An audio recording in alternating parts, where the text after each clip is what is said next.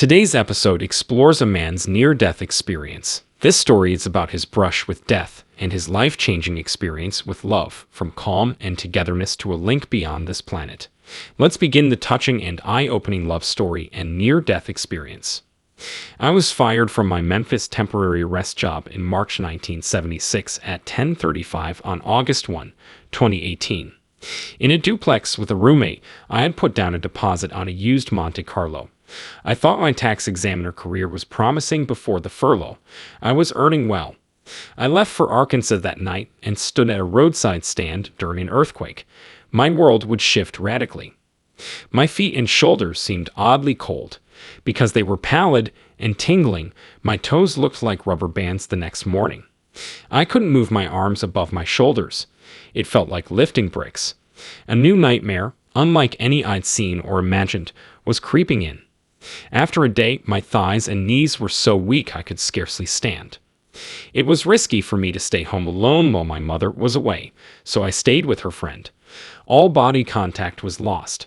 I was healthy till that morning.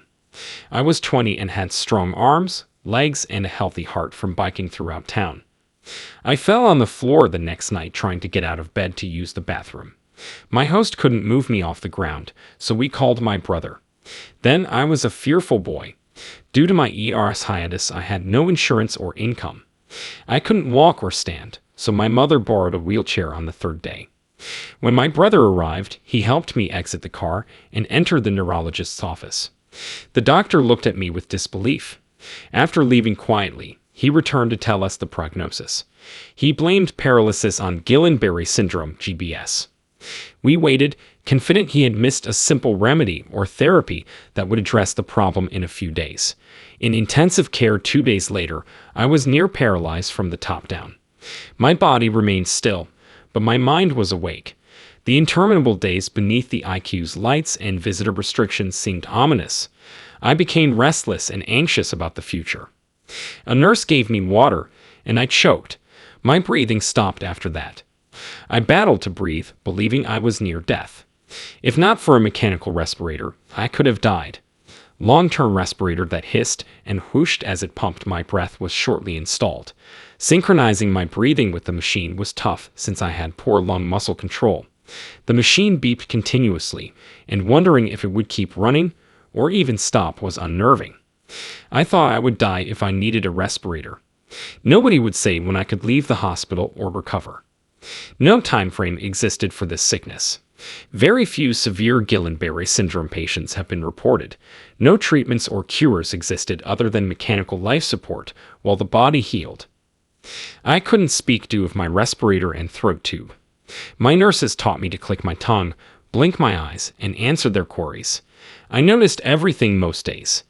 In 1976, battery-operated radios and TVs were rare, but the doctor suggested I use them. The foot of my bed had a TV. Memphis State University basketball was in the March Madness finals and had an excellent chance of winning. The hospital staff cheered around my bed during the final game on TV. Knowing our squad had a good year was the highlight of my IQ stay. I spent my 20th birthday in ITU. My sister-in-law intended to toast a birthday muffin with a candle, but the IQ's oxygen let the match fly out of the matchbook when an attentive nurse shouted to halt. We celebrated without candles, giving us more reason to smile that day. Medical specialists warned me twice that I was dying. I took a lot of pain medication even though I couldn't move my muscles since I couldn't explain my extreme nerve and muscular agony. No medication could fix my brain. Respiratory therapists pounded my chest, but I had pneumonia multiple times.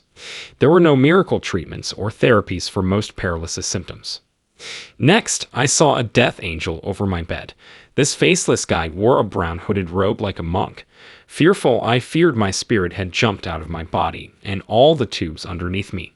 I suddenly floated above my bed, staring at my corpse. Then I remember being in pitch black space with a light from above and just seeing Jesus' white robe, knees, legs, and feet. I often think of the Bible woman who wiped Jesus' feet with her hair and tears. I was there. I was overwhelmed by unfailing love. Before or since it, I felt unmatched tranquility.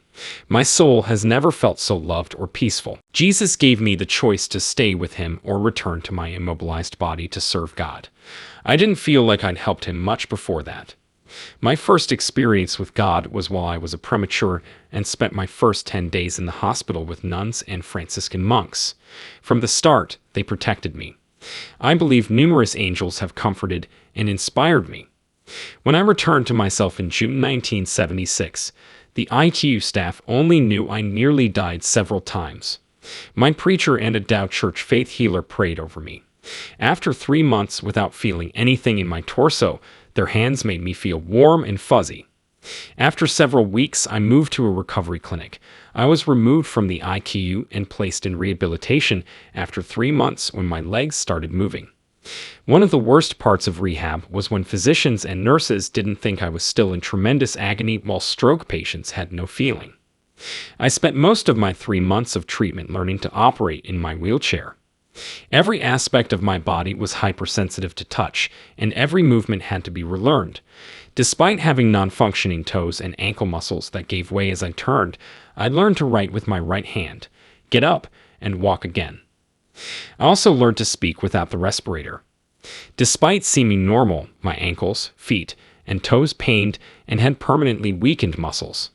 I was grateful to get out of the wheelchair and walk again after rehabilitation, but other sections of my lower half were impacted.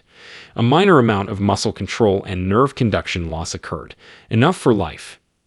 Many people still don't believe me when I tell them about my partial impairment, as if I'm making up my injured body and need for flexibility at work and social events. I now move more slowly and make modifications to look regular. The mental agony and loneliness that often accompany physical loss affect us all, young and old. Next, watch this video for more heartbreaking and thought-provoking stories.